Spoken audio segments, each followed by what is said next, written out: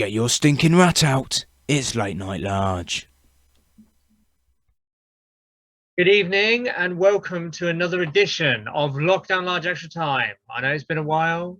The season has begun, so we felt like we needed to fit another one of these in. Anyone not familiar, me and Mike will deliberate this topic for a time limit of 20 minutes.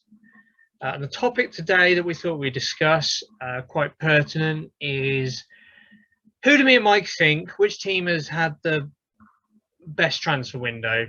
Obviously, this is foresight rather than hindsight, so we'll see how completely wrong we were. But we'll get the ball rolling straight away. So 20 minutes started, and here we go. Right, Mike, first of all, let's have a quick look at who has...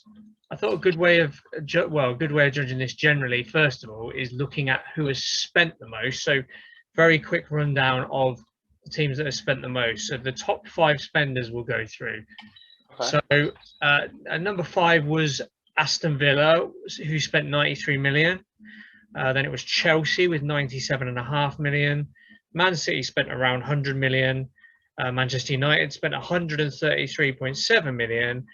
And I'm not sure how much of a surprise this goes to you, Mike. I know it's been in the news a little bit, but Arsenal are number 1 with 156.8 million pounds spent.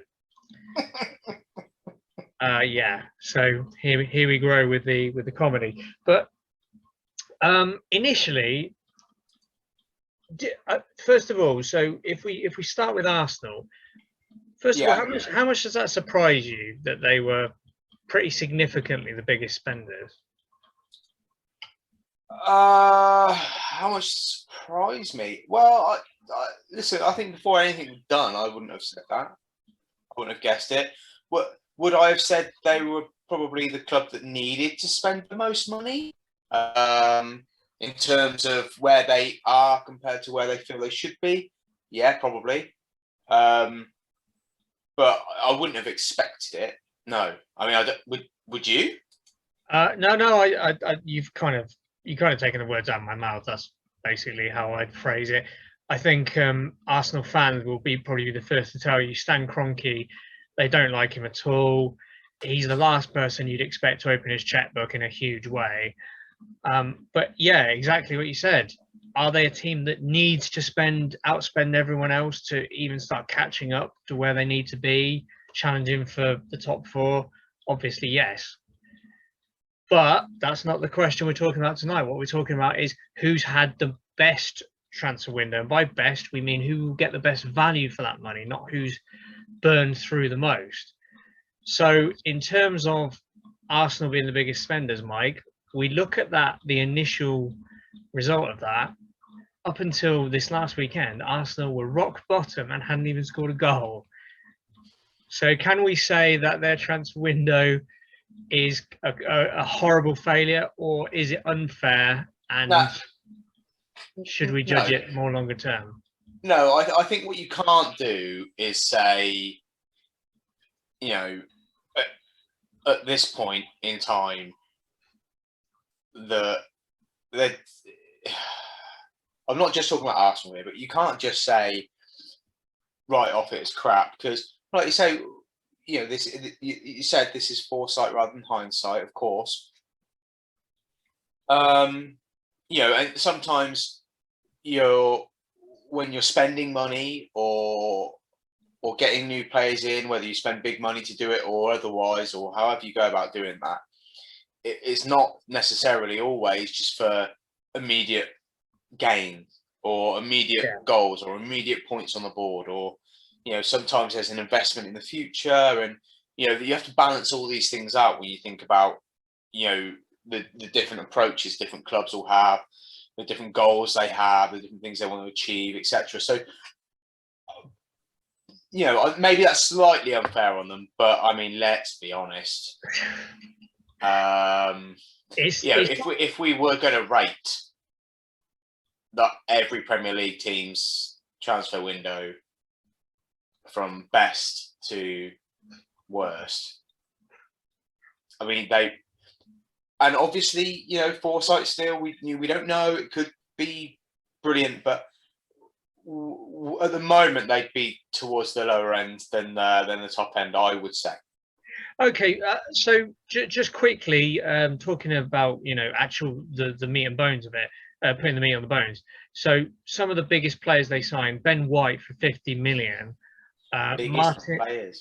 Martin Odegaard for 34 million, Aaron Ramsdale for 30 million, Takahiro Tomiyasu, the right back, for nearly 20 million, and then they also signed Lokonga and Nuno Tavares, amongst their other signings. So just out of the top ones of those, so Odegaard is obviously a talent, a prospect, the Dane. There's an argument as to whether he's kind of really the player that Arsenal need, the type they need at the moment. Ben White, you can make an argument that that's a good investment. Obviously 50 million is far too much, but he is English and that's the English premium. Plus, 50 million for Kyle Walker, let's not forget.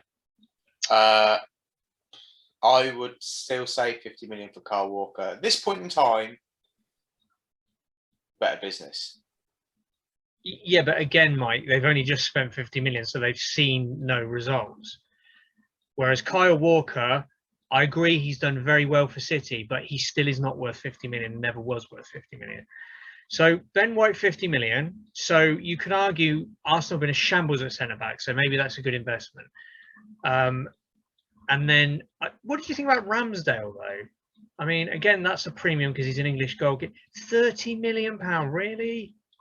My opinion was he was always decent, but was he like right up there among the very best English goalkeepers?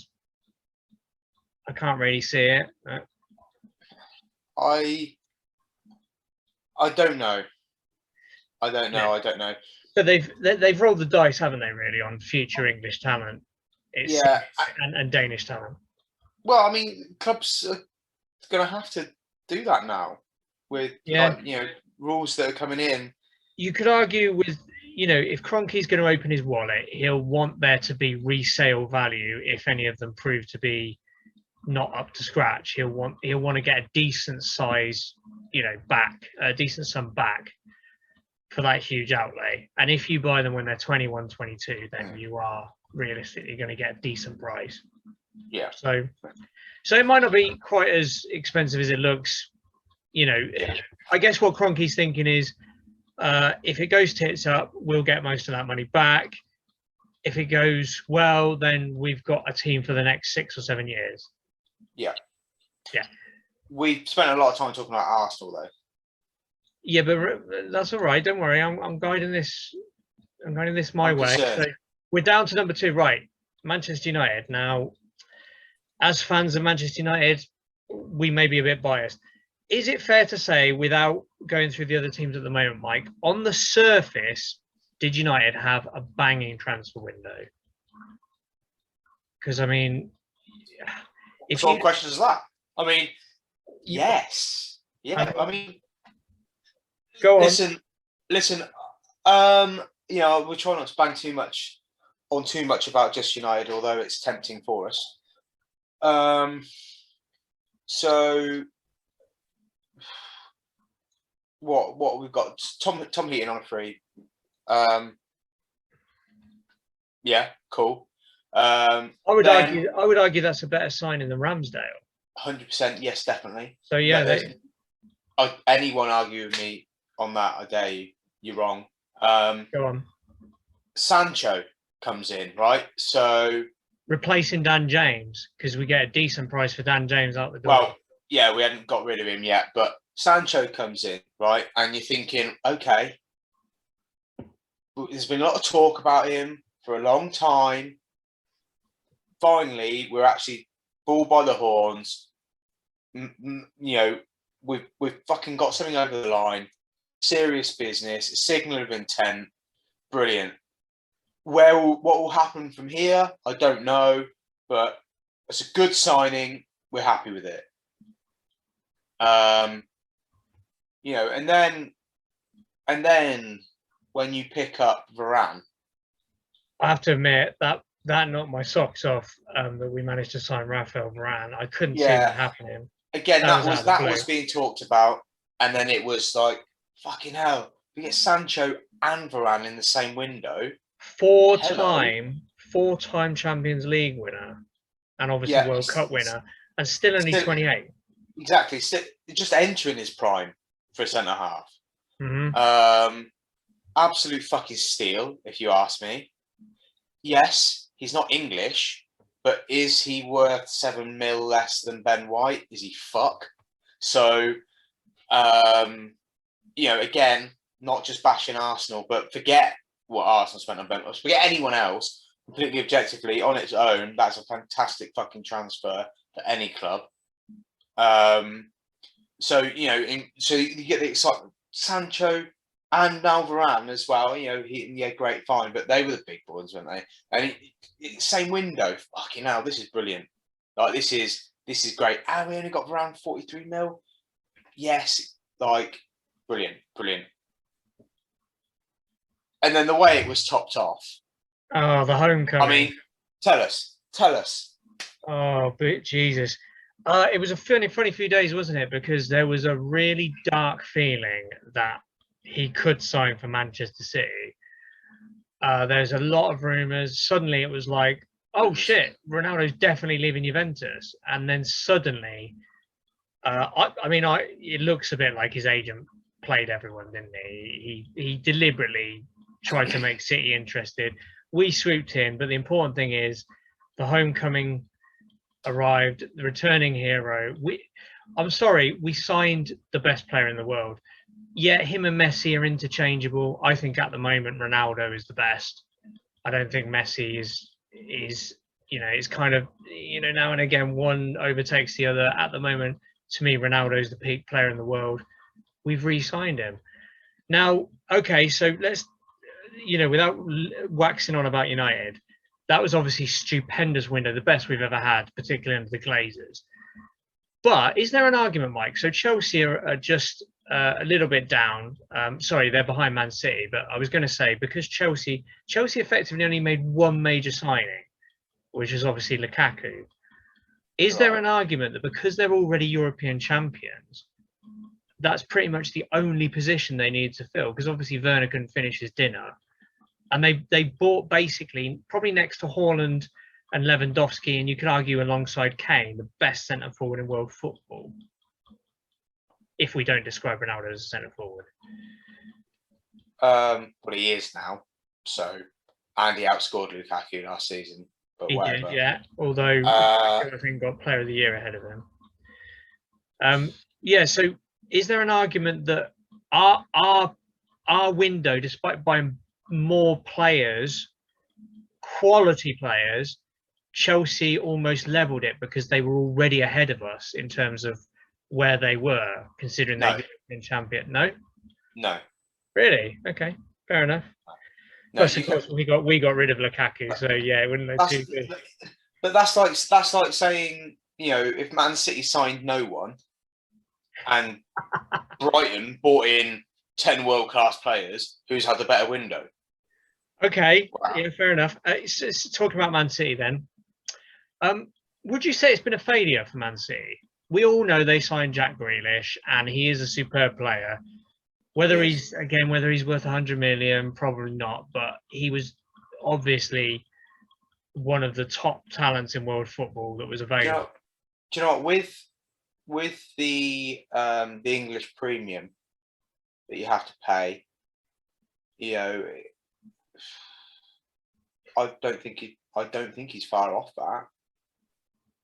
I think he's a fantastically talented player. I think he's very. Do you think? Yeah, but do you think it has been a failure for City? Because yes, they bought Jack Grealish, but we all know that the one player they were most missing, similar to Chelsea, was a pure scorer, someone who finishes the chances.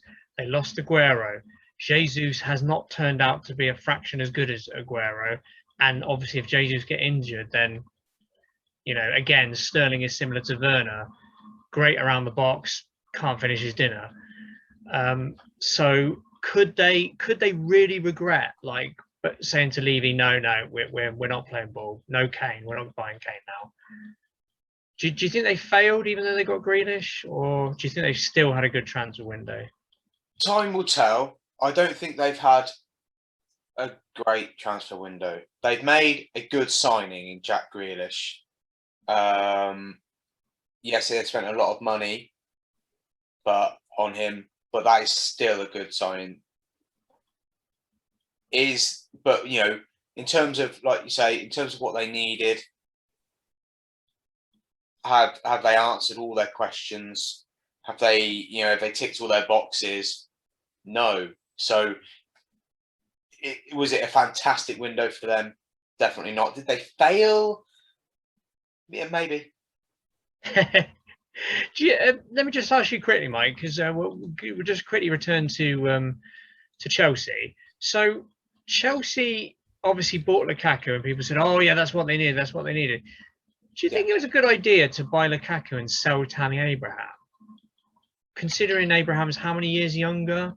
Could have been a homegrown, and obviously they had Giroud as well. I'm not suggesting Giroud was better than Lukaku, but they've offloaded both of them. Do you think it might have been better to try and persevere with Abraham, or?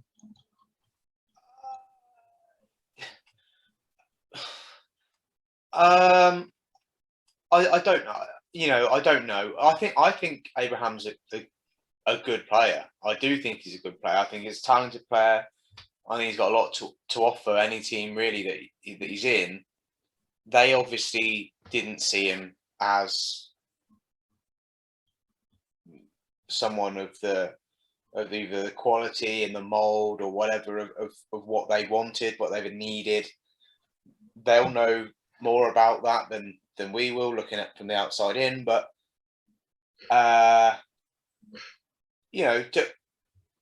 do I think Tammy Abraham might have had a bit more to offer them if given the opportunity? Yes, but if that, you can't really criticise them for they did what they wanted. They went out and got what they wanted. I guess they decided he wasn't the one, so they went and found someone that was. Yeah, you're splitting hairs, aren't you? Because Chelsea have always been about success here and now. So, okay, Mike. So Aston Villa managed to break the top 5, and that's mainly because they had the money from Jack Grealish, obviously, to spend. Now, there's a general consensus that potentially, other than maybe us or you could argue Chelsea, Aston Villa have had the best transfer window, as in value for money, the business that they've done. Now, if you look at teams like, for instance, Liverpool in the Brendan Rodgers era and whatever, there are a lot of teams that have wasted big incoming money on just dross. But you look at the kind of players Aston Villa have signed, Leon Bailey, Danny Ings, Emil Buendia. Do you reckon they've potentially got a shot of having the best transfer window in terms of value for money? Players they've got. They've done some shrewd business, haven't they? There's no getting away from that. Ashley Young's not a terrible signing either. They've signed him for nothing. He can still do a job, as he showed at Inter Milan. Yeah, I think a lot of people may be a bit harsh on Ashley Young, and Man United fans included. And wrote him off but does he have his weaknesses? Yeah, but still a decent player, still do a job for them, I'll tell you that. So I think they've done some good business. Okay, they've done some good business. They've got good money for Jackie Boy. Now he was going to go at some point, so cash in, and like I said, they've done some shrewd business. Fair play. Also, sorry, I should have remembered as well. Chelsea recently did sign Saul Niguez as well, didn't they? So it hasn't just been Lukaku. So that's a very, very decent signing. So again, they could be top. I'll tell you what, Mike. Judging by this weekend's games, it looks like Odsonne Edouard from Celtic might have been a very decent signing for Patrick Vieira at Crystal Palace, because obviously he scored a lot of goals at Celtic, but everyone kind of writes off the Scottish League. But he's come in and he scored 2 goals at the weekend. Looks like he could find his feet pretty quick. Palace notoriously poor at putting the ball in the net. I mean, that could prove to be a very, very shrewd signing. Yeah. No, another player got 2 goals at the weekend. Yeah, yeah. Sorry, let's get And Conor Gallagher as well for Crystal Palace. He's looking very decent. the player. So, you could argue that has Patrick Vieira done better business than a lot of people thought? Maybe just under the radar a little bit. Fair play. Fair play. And okay, Mike, what about? I just thought I mentioned Everton as well, because Everton are the lowest spenders in the Premier League, right? Under Benitez, which you'd think is unusual because there's a new manager, etc., and they've spunked money under Koeman and Ancelotti. But if you look at some of the signings he's made for either nothing or very cheap, Salomon Rondon, Damari Gray, Asmir Begovic, Andros Townsend, could Yeah, I mean, look, I think Damari Gray's a decent player. Begovic will probably do bits. Townsend, yeah, Katie's getting on. They've not. I don't know. I'm not that convinced. no. I'm not that convinced. You have to look at it and you think, what that's why you have to look at each club objectively, right? And you can't say, Yeah. But I don't know if they massively improved their team. I mean, okay, yeah, fair enough. They've bolstered their squad, and if that's what's needed, then you can consider that a success of sorts. I mean, Newcastle probably did pretty well as well to get Joe Willock. You'd say that's probably the business they had to do more than anything else. But is there anyone I missed, Mike, that you thought? Did you think of any specific player or anything that a club picked up and you thought, oh fuck, didn't see that coming? That's a decent signing. No. No. Southampton have picked up quite a few players that you've not really entirely heard of that you think, oh maybe. I've noticed on the international break that El Yunusi, who plays for Southampton, he is very, very handy on international duty. I hadn't really noticed, but he's been fucking brilliant for Norway. So I'm going to be keeping an eye on him this season. But yeah, is there anyone I've missed, Mike, that you can think of? I don't think so. Was there someone from West Ham? Nikola Vlasic, Kurt Zuma, Alphonse Areola. He's a very decent goalkeeper. Yeah, West Ham might have done some decent business, and obviously we're wondering whether they'll be able to sustain the levels this season. So maybe Moyes has had another decent window. Anyway, who are we going to give the crown to? Who do we think is most likely to have the best value for money? Well, the most successful transfer window. Yes, most successful transfer window. You're asking me that. Okay, so we can't overcome our biases. But please, if you disagree with us, tell us. Yeah, no, I have to say, a team that signs 2 multiple Champions League winners, as well as one of the hottest young prospects in Europe in Jadon Sancho, and to me, Tom Heaton is English prospect. Yeah, and Tom Heaton, to me, is a demonstrably better goalkeeper than Aaron Ramsdale, who Arsenal been mugged out of 30 million for. So we're going to say United. I would say Chelsea are relatively close, and obviously remains to be seen Aston Villa, maybe West Ham. We'll say United. So let us know how wrong we are. Leave us some comments, abuse, whatever, if you think we're completely bonkers. But we'll see how this develops as the season goes on. Anything to add, Mike, before we go out for tonight? I don't think so. Just reiterate my previous point. Let us know if we're wrong. Tell us if you think someone else had a bet. Or, much more likely, is we've forgotten about a fucking really decent bit of business that someone's done. Fill us in. Tell us. Remind us. And then we will say, hats off to you, but Man United was still better. So... yeah, like, subscribe, send it round. Got a friend that likes football, send him a link. He grows. And we will grow you next time, people.